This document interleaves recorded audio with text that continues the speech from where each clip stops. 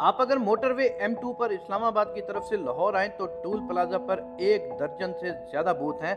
हर booth में एक मोहतात अंदाज़े के मुताबिक 1 मिनट में 6 गाड़ियाँ गुज़रती हैं और यही एक बूथ 1 घंटे में 360 गाड़ियों की गुज़रगाह है।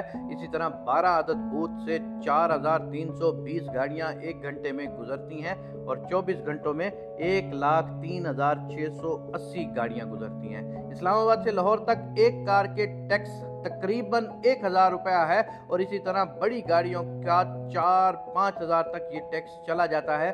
हम अगर एवरेज एक गाड़ी का टैक्स सिर्फ 1000 भी लगाएं तो इस हिसाब से 24 घंटों में ये प्लाजा कम से कम 10.5 करोड़ रुपए जनरेट करता है।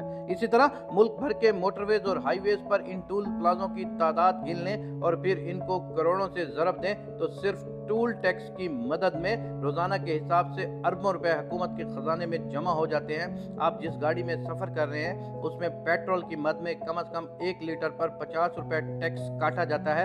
आप हिसाब करें कि रोजाना लाखों गैलन के हिसाब से जो पेट्रोल डीजल कंज्यूम हो रहा है उसका टैक्स भी रोजाना अरबों रुपए के हिसाब से हुकूमत के खजाने में जा रहा है। आप जिस गाड़ी में सफर कर रहे हैं उसको जब खरीदा जाता है तो जितनी गाड़ी की कीमत होती है उतना ही उस पर सेल टैक्स कस्टम ड्यूटी भरनी पड़ती है। आप जिस गाड़ी को अपने पास रखते हैं उसकी सालाना एक्साइज ड्यूटी भी अरबों रुपए में जमा होती है।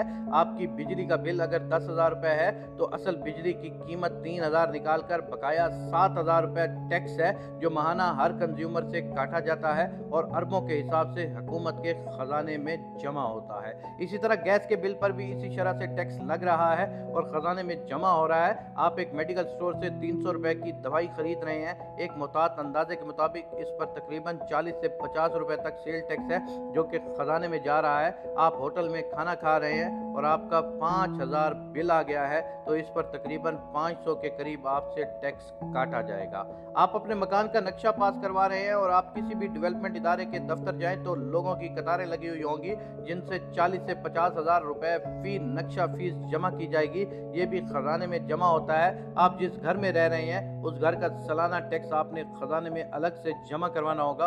आप घर के लिए खुराक की मवाद या ग्रॉसरी की खरीदारी कर रहे हैं उस पर भी आपने टैक्स देना होगा। आप पढ़ रहे हैं और अपने लिए किताबें कापियां और स्टेशनरी खरीद रहे हैं और इस पर भी आप टैक्स दे रहे हैं। आप किसी सियाती टूर पर जा रहे हैं तो कई जगहों पर नाके लगे होंगे और TMA के नाम पर आपसे टैक्स लिया जाता है। आप बैंक में अपने ही पैसे जमा कराते हैं या निकालते हैं, इस पर भी आपको टैक्स देना होता है और आप जितनी मर्जी मर्तबा भी एक ही रकम निकलवाते और जमा कराते रहें उस पर टैक्स देते रहेंगे हत्ता कि आप मर गए तो आपके डेथ सर्टिफिकेट बनवाने के लिए भी आपके अजीज़ो अकारब को टैक्स देकर सर्टिफिकेट लेना पड़ेगा। इसके अलावा हुकूमत के पास ऐसे बेशुमार असासे हैं जिन्हें बेचकर अरबों रुपए हुकूमत के खजाने में जा रहे हैं। जैसे कि पिछले दिनों इस्लामाबाद के ब्लू एरिया में CDA ने अपना चंद कनाल का प्लाट 8 अरब रुपए का बेच दिया।